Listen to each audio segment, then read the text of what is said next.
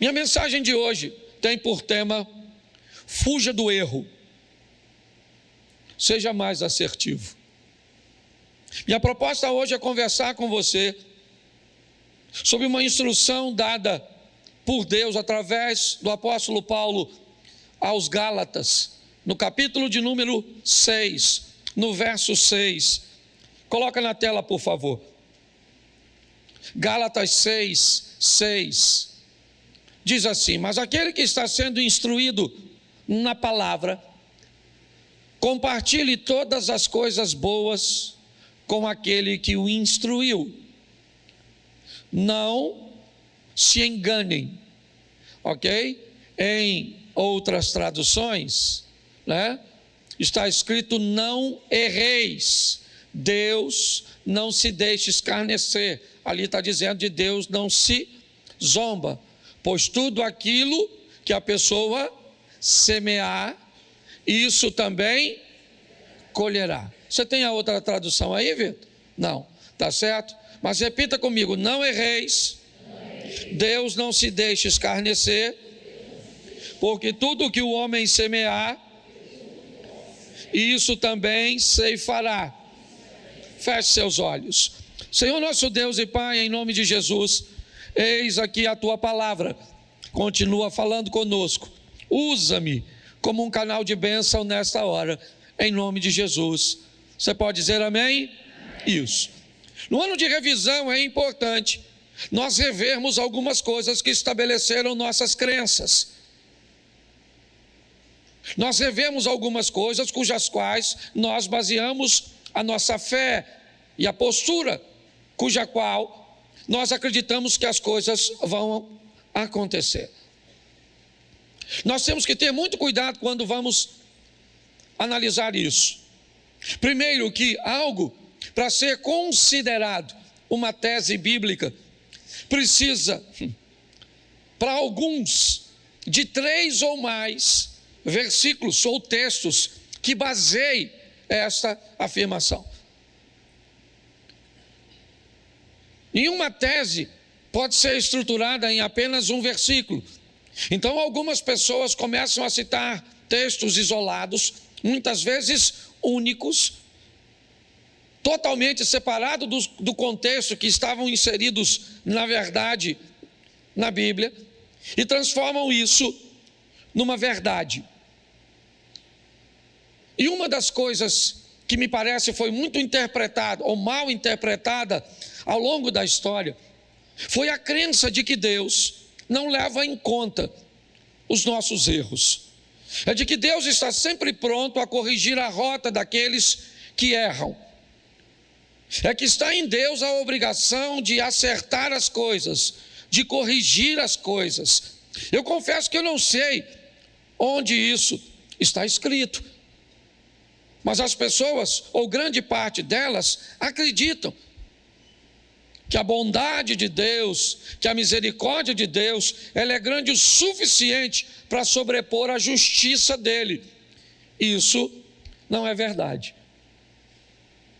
A minha proposta de dizer fuja do erro, é porque o erro vai trazer para a sua vida sérias consequências. A minha proposta de dizer a você, seja mais assertivo, e a palavra assertivo, apesar de, quando a nossa mente ouve, parecer que está falando de acertar, de fazer a coisa certa, e por isso alguns, até na hora de escrever a palavra assertivo, escreve com C, mas na verdade ela é com 2 S's, assertivo.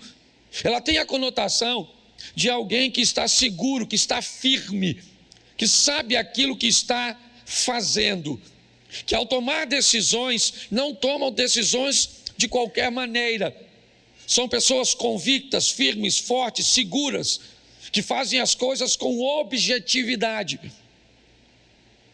A vida costuma ser mais generosa para essas pessoas. Elas frequentam a mesma igreja, elas leem a mesma Bíblia, elas cantam os mesmos louvores, elas escutam as mesmas mensagens. Mas as pessoas assertivas, aquelas pessoas que, ao tomar decisões, principalmente em áreas fundamentais de sua vida. Elas são um pouco mais morosas, elas aguardam, né? Não são imediatistas, elas costumam retirar da vida mais prazer, mais satisfação. Mas se você não liga para isso, é um direito que você tem. Apesar da Bíblia dizer não erreis, e é isso que eu quero trabalhar com você. Por que é que a Bíblia então diz não errem? Ela não poderia dizer, olha, se você errar, não tem tanto problema assim. Não, ela diz não errem, porque de Deus não se zomba, Deus não se deixa escarnecer. O que você fizer, você vai ter que enfrentar o efeito ou a reação da sua ação. Então, se você quer ser descuidado, se você é valente, forte, poderoso, o suficiente para cometer erros, sustente a sua valentia e coragem para colher os frutos do erro que você cometeu. Não tem problema nenhum. Você quer ser irresponsável em tomar algumas decisões? Você quer ser irresponsável a estabelecer relacionamentos? Você quer ser irresponsável em tratar a sua vida profissional? Você quer ser irresponsável em cuidar da sua saúde? Não tem problema nenhum. Fique à vontade com as suas irresponsabilidades, em cometer erros. Só entenda que você vai ter que se encontrar com eles. E é por isso que o texto até começa dizendo: aquele que é instruído, aquele que é ensinado, ele deve repartir os seus recursos com aquele que o instrui. Olha bem, a proposta da palavra é dizer: se alguém vai te dar uma orientação correta, se alguém vai te dar uma ferramenta certa, ele vai fazer tão bem a você, ele vai levar sua vida, seu casamento, suas finanças, seu negócio, sua caminhada de fé para um ambiente de tanta prosperidade que você deveria dividir um pouco dessas bênçãos que você vai receber por parar de cometer erros com aquele que te ajudou a parar de cometê-los. Essa é a grande verdade. Mas, como eu disse, se você desejar continuar numa vida de erros, não tem problemas. Provavelmente, se você tiver fé e seguir a Jesus, você vai até morar no céu. O que você não vai ter é uma vida boa aqui na terra. Ah, pastor, mas a vida não é para ser boa aqui na terra. Não. Por quê? Porque você tem acesso ao versículo que diz que no mundo tereis, e é esse que você quer tomar? Vamos lá, usa mais para mim.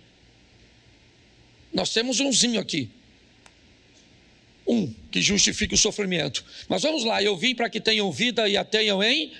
Bem sei os pensamentos que tenho a respeito de vós, eles são de paz e não de mal, porque eu tenho proposto te dar o fim que você deseja. Quer ir para Deuteronômio? Vamos lá, os céus e a terra tomo hoje por testemunha, certo? Que eu tenho colocado diante de você bênção e maldição, certo?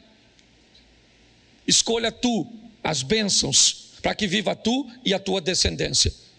Quando você vai pegar textos que falam de vida, de vitória, de boas escolhas, está assim. Se nós olharmos de uma forma mais minuciosa, nós vamos ver que os erros que cometemos ao longo da nossa caminhada, eles são extremamente prejudiciais. E Naum diz uma coisa, para sustentar o que eu estou dizendo. Naum, capítulo 1, verso 3. Coloca aí, por favor.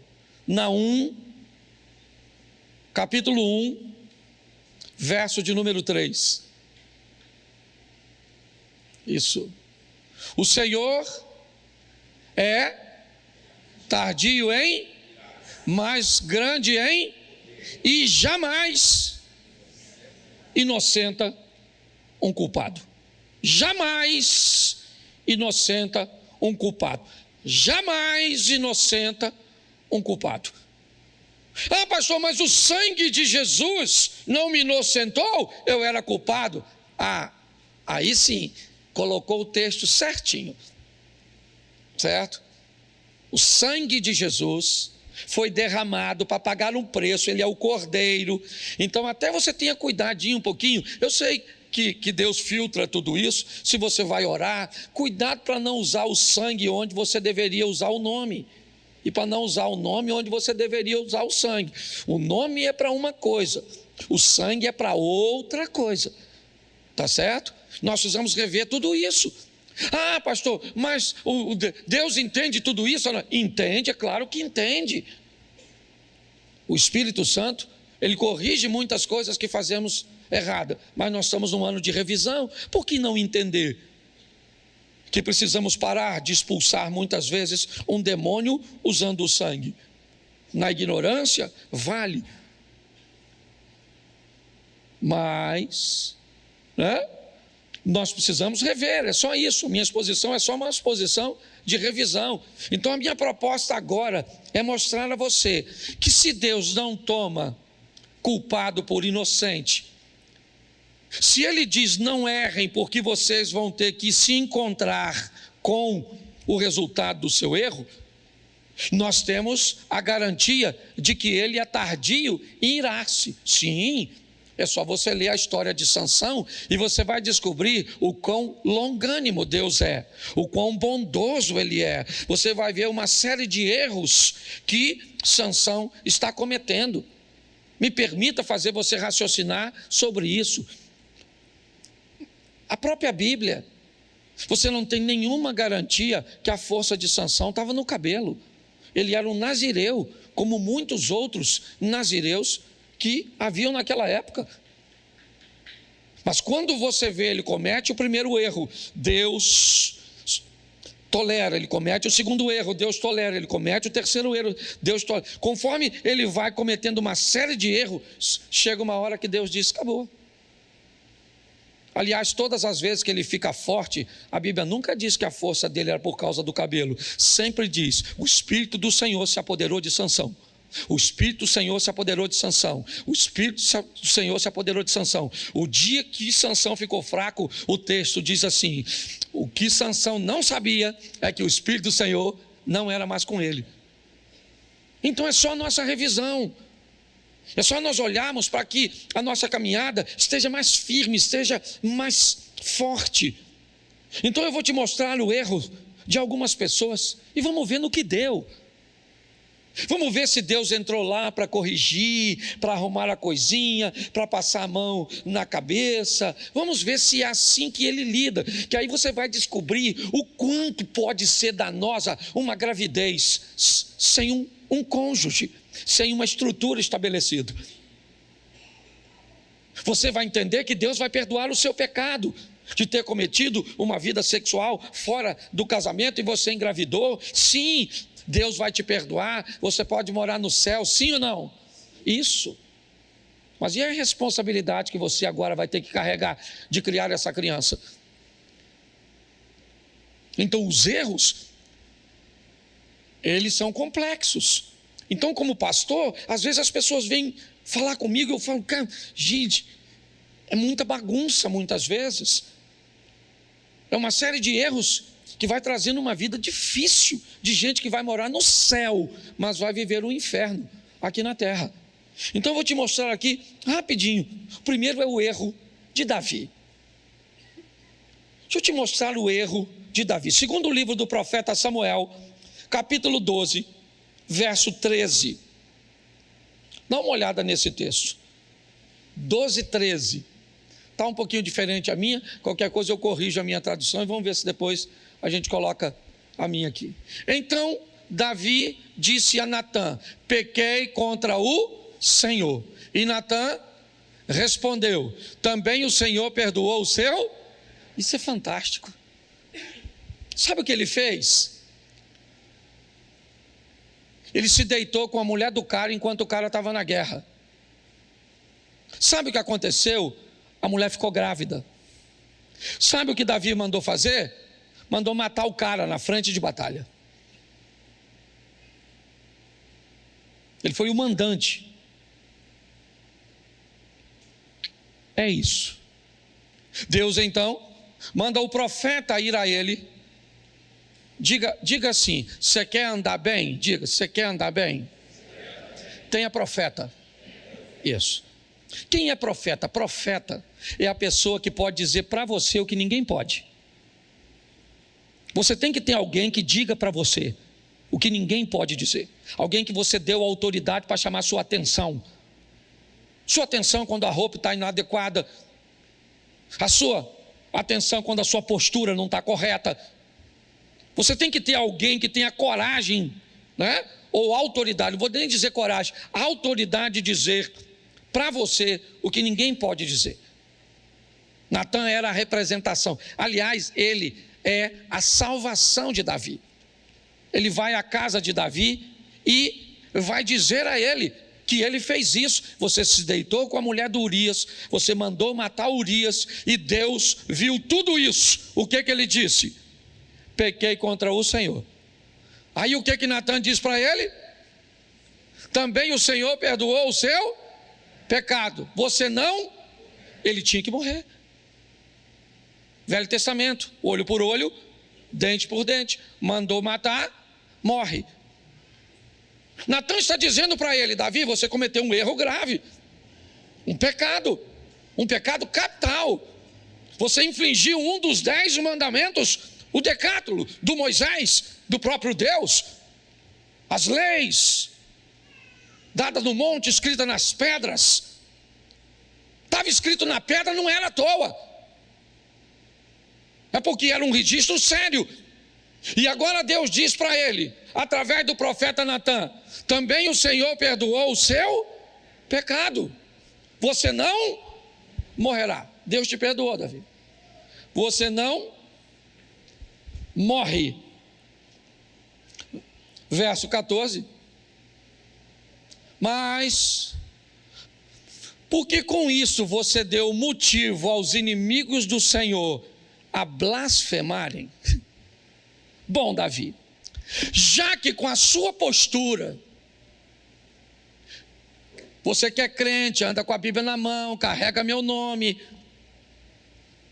mas com esse tipo de vida que você leva, as pessoas estão falando mal de mim por sua causa. Esse assunto, Davi, veio à tona, de que o meu servo Davi, um menino, filho mais novo de uma família de 8 irmãos, que não tinha nenhuma condição de ocupar o cargo que ocupa, e eu te coloquei aí, te dei as mulheres dos reis ou do rei anterior, e se isso fosse pouco para você, Davi, eu teria te dado mais. Mas agora, Davi, você cometeu um erro, mas fica tranquilo que você não morre. Mas o menino estava doente, e Deus disse: mas o menino morre.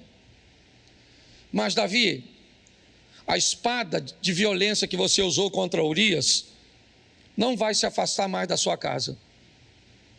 Se deitou com a mulher do Urias em secreto, um dos seus, seu filho, vai deitar com as suas mulheres.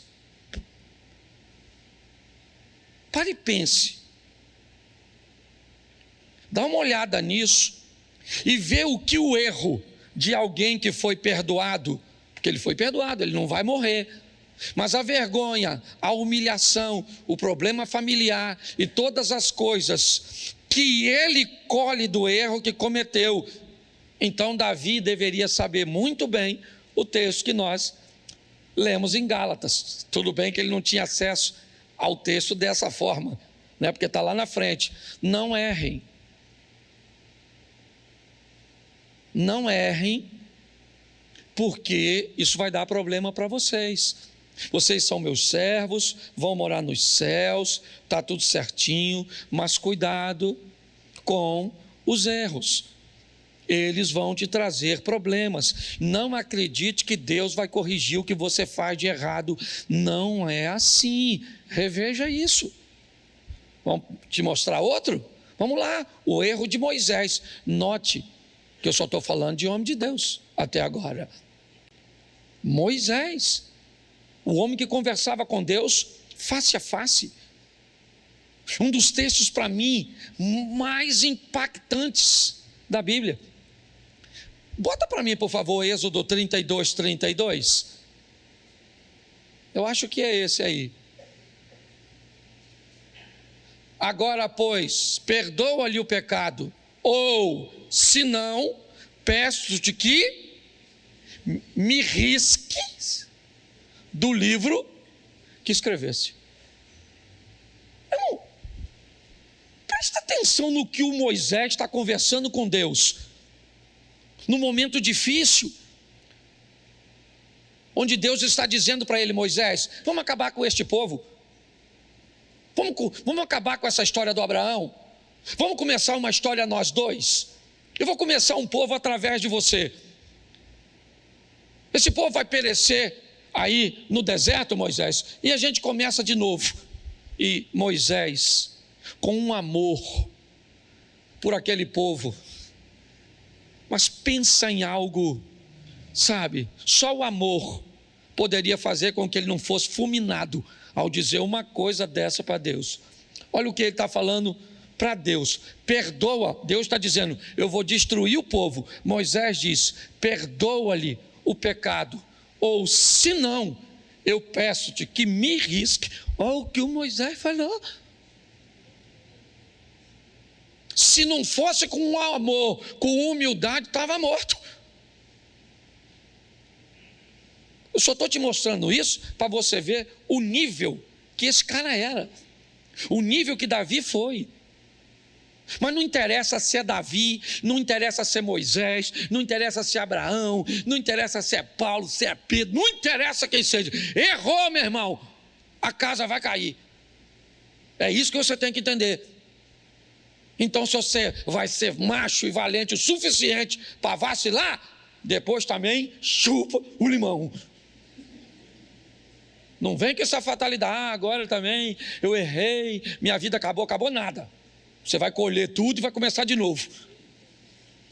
Vai ter força para passar vergonha, humilhação, isso. É assim que funciona. Agora, só para terminar, verso 32, para terminar esse texto. 33, o próximo, por favor. Então o Senhor disse a Moisés: quem foi que disse? Riscarei do meu livro todo aquele que pensa num troço desse. Pensa. O Deus falando: Moisés, vou falar uma coisa para tu. O livro é meu, eu risco. Quem? Quem eu? Quero não. Quem vacila. Então aquele Zé Ruela era para eu riscar. Você não fez nada, eu não vou riscar. Certo? E agora, por sua causa, também não risco os caras. Não é um negócio maneiro? Pois é, seria bom se a vida dele fosse sempre assim. Mas esse Moisés, Números 20, verso 8, olha o que esse cara faz. Números 20, verso 8, o erro de Moisés. Pegue o seu bordão, ajunte todo o povo, você e Arão, seu irmão, certo? E diante do povo, falem a rocha, e ela dará a sua, assim vocês tirarão a água e darão de beber à congregação e aos verso 11. Moisés levantou a mão e feriu a rocha, deu uma pancadinha. Quantas vezes? 2 vezes com o seu bordão. E saíram o quê? E a congregação e os seus animais? Olhe para mim aqui. O erro de Moisés, eu não sei nem se isso é erro. Falando sério. Porque olha só, Deus falou com Moisés: Moisés, vamos fazer o seguinte, o povo está com sede, então vamos dar água para esse povo. Pega o Arão, seu irmão, vão lá, e aí você pega aquela rocha lá e fala para a rocha: rocha, sai água. E a rocha sai, as pessoas bebem, o gado bebe e está tudo certinho. Lá foi o Moisés. Dizem que ele estava nervoso, eu não estava lá. Mas diz que ele estava chateado, aborrecido, sim. E eu acredito que estava, porque ele estava guiando o povo. O povo estava ruim. E ele tinha todo o direito de ficar nervoso, sim ou não? Porque você também tem. Você só não tem o direito, durante o seu nervosismo, desobedecer e desonrar o nome do Deus que você carrega. Você tem direito de ficar nervoso? Claro que tem, você é gente. Tem hora que parece que... Se o Satanás chegar na sua casa, é você que entra nele. De tão nervoso que você fica em algumas ocasiões. Você tem todo o direito, sim ou não? Claro que tem, você é ser humano. Só que não tem The Walking Dead, zumbizão que não sente nada. Aqui tem hora que você tem raiva, tem vontade de matar, tem vontade de sumir, tem vontade de tudo. Então ele está nervoso sim. Só que Deus falou: Moisés, fala. Ele foi lá e deu 2 pancadas na rocha. O que aconteceu? A água jorrou. Sim ou não? Saiu água, sim ou não? Está certo, sim ou não? Está certo, sim ou não? O pessoal queria água. Está certo, sim ou não? Claro que está. Só não está para Deus. A água está saindo, o povo está bebendo, o animalzinho está bebendo, todo mundo feliz. Eu imagino Deus olhando. Deus tirou Moisés do grupo, levou para o privado. E falou: Moisés, o que eu falei contigo? Eu imagino Moisés falando: que. E Deus falou: seja homem, não gagueja não, maluco. Fez agora. Eu mandei você falar ou tocar? Gente. Onde o cara pecou, eu nem sei. Ele se lascou por causa disso. O Moisés não entrou na terra prometida porque deu 2 pancadinhas numa rocha. Imagine você que bate na sua mulher. Porque a rocha não é filha de Deus, sua mulher é. Quando você for gritar com a sua mulher, pense no sogro. Deus falou: Moisés, tu não vai entrar não, maluco. Dá uma olhadinha aí do Monte Nebo. Olhou? Rapidinho, só um flash, um spoiler. Mas não entra. Gente, dá para ficar indignado, não dá? Se Moisés não entrou dizendo que risca o meu nome do livro da vida, imagine tu, Cláudio. Eu fico imaginando o Zia. Eu fico imaginando eu. Para pensar. Ele entrou sim ou não? O Moisés entrou sim ou não? Não entrou, mano. Só porque deu uma pancadinha na rochinha. O que indica: abra o olho e seja mais assertivo. Faz as coisas com mais convicção. Que o Davi se lascou. O Moisés se lascou. Esse então agora aqui, eu preguei sobre ele esses dias aqui. O erro do Acã. Quem aqui não sabe quem é Acã, levanta a mão. Não sabe. Eu vou perguntar quem não levantou. Quem ele é? Cara, levanta a mão, quem não sabe. Quem tiver de mão baixada, eu pergunto. Olha como é que aumentou o número, ó. Não vou perguntar nada não, eu estou só brincando. Josué capítulo 7, verso 20. Josué 7, 20. Dá uma olhada no erro do Acã.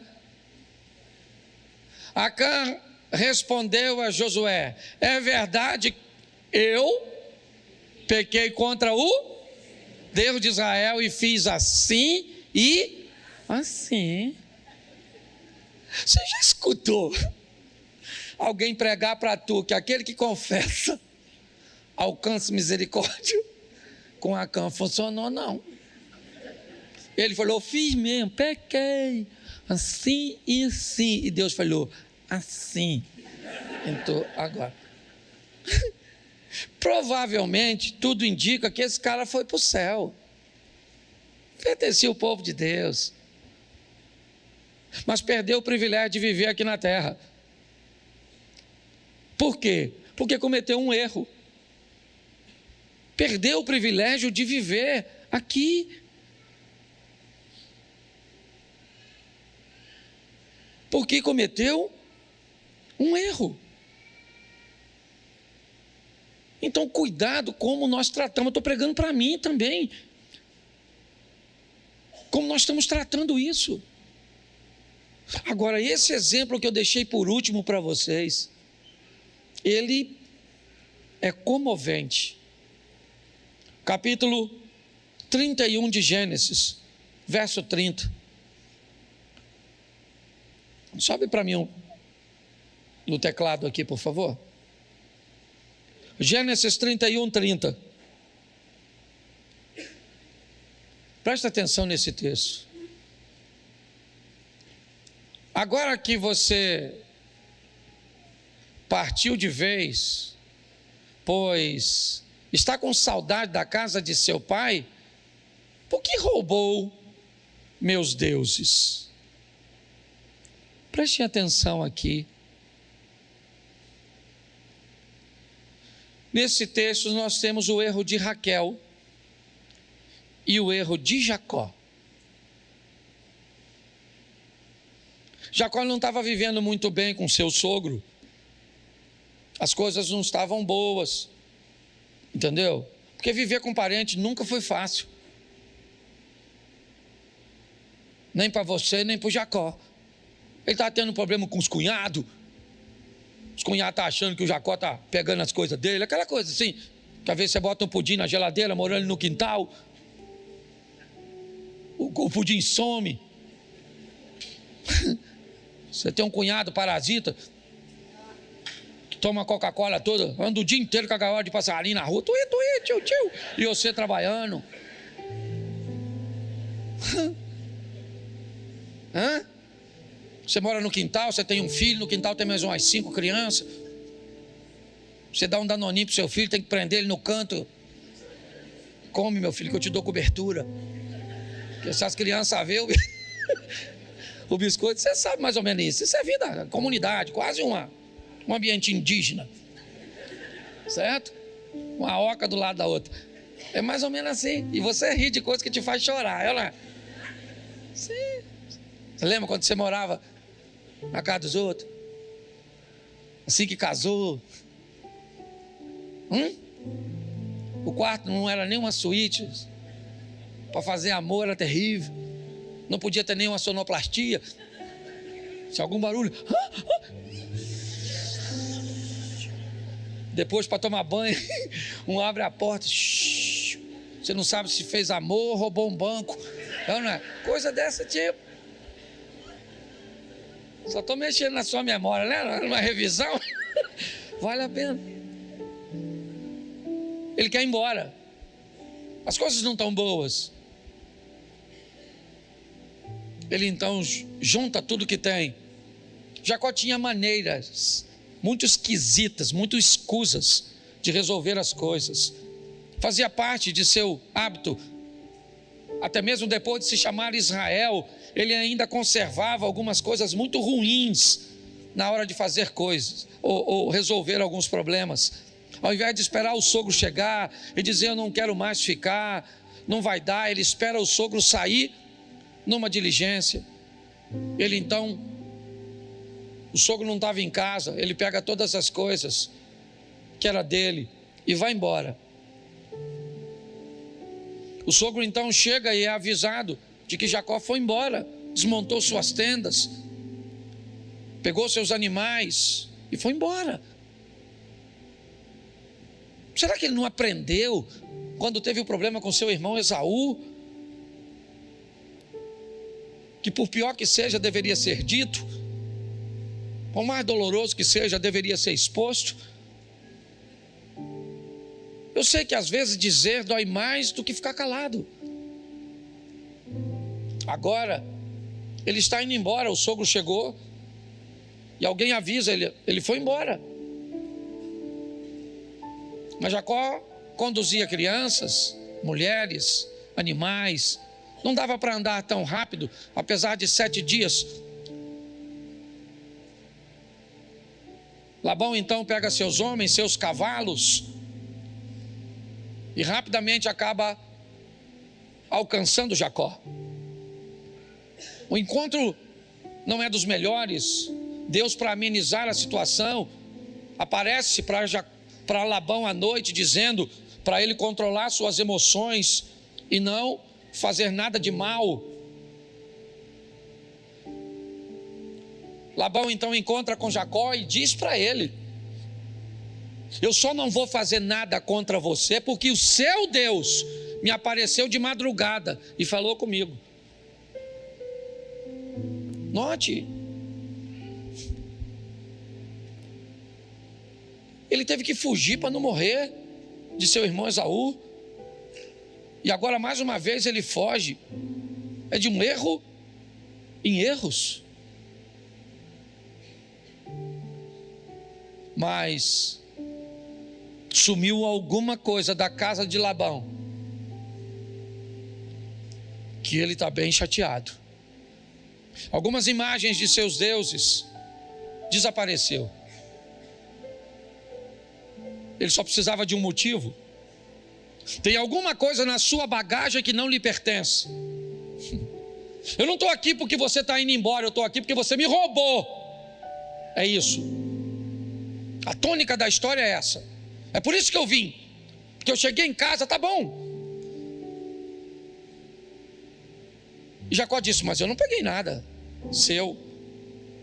Faz o seguinte: pode mandar seus homens procurarem, e na bagagem de quem eles acharem, que essa pessoa morra. O que ele não sabia é que quem havia roubado os deuses era sua esposa Raquel.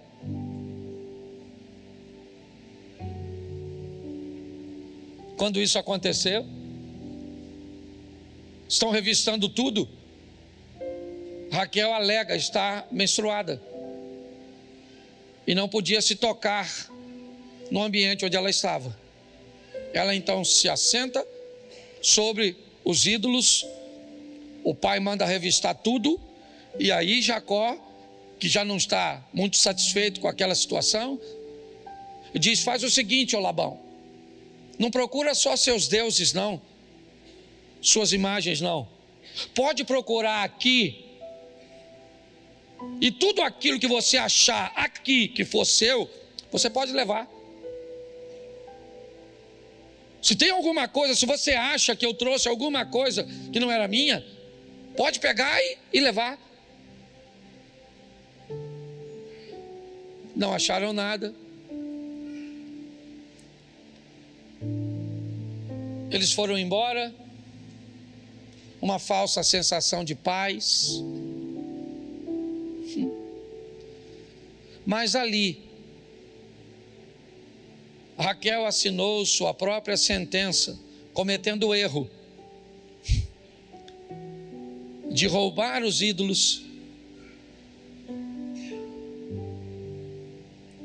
Jacó vai ficar sem sua amada esposa, porque lançou uma palavra de morte sobre a mulher que ele amava. A minha proposta é só mostrar e olhar também um Deus que me parece tem muitos problemas com erros. Um Deus que não vai passar a mão na sua cabeça. Um Deus que não vai ter você por inocente se você for culpado. Mas fique tranquilo que Ele também não tem você como culpado se você for inocente. Às vezes um casal vem para mim e me diz: pastor, eu vou me separar de minha mulher. E eu digo: não dá, pastor. Deus é minha testemunha. Eu digo: então beleza.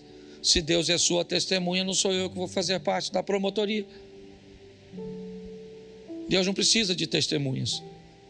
Ele só disse algo muito sério: um culpado diante de mim nunca se tornará inocente. O inocente nunca será um culpado. no que diz respeito à salvação, sempre que o culpado trouxer sobre si o sangue do Filho de Deus, ele o torna inocente. No que diz respeito a ir morar no céu, a viver na terra, não. Suas escolhas, elas se tornarão situações cujas quais você vai se encontrar amanhã. Vale a pena refletirmos sobre isso. Se Davi, que era um homem segundo o coração de Deus, errou, Deus disse: não morre. Mas a humilhação que você vai viver por causa do seu erro, ela não vai passar de você. Ninguém vai falar mal a meu respeito, é o que Deus está dizendo, por sua causa, e você vai ficar impune nessa terra. Ninguém vai falar mal de Deus por causa da sua roupa, e você vai. Ninguém vai falar mal de Deus por causa do seu vocabulário, e isso vai ficar assim. Ninguém vai falar mal de Deus porque você não paga, não cumpre suas obrigações. Ninguém. Deus não vai deixar isso barato, não. Você pode ter certeza que você vai ter que se encontrar com isso. Então, a proposta que eu trago para nós hoje é: não erreis. Fuja do erro. Se torne mais assertivo, mais firme, mais convicto, mais certo, mais responsável na hora de agir. E eu posso garantir a você agora, de uma forma profética, mas amparada biblicamente, esse vai ser o melhor ano da sua vida. Não vai. Desse jeito, lançando essa palavra assim, eu mando uma palavra de que é o melhor ano da vida do inconsequente, o melhor ano da vida de um irresponsável, o melhor ano da vida de alguém que comete erros e não quer consertar. Tem alguma coisa de errado. Então vamos fazer direito, vamos rever. Se atentamente ouvires a Deus e os mandamentos meus e obedecer, o Senhor teu Deus te exaltará sobre todas as nações. Onde você passar, você será abençoado. Se atentamente ouvir a Deus, é condicional. Então eu posso dizer a você hoje, biblicamente, se você parar de errar, se você for mais assertivo, mais firme, mais convicto, mais responsável, 2024 será o melhor ano da sua vida. Posso ouvir um amém?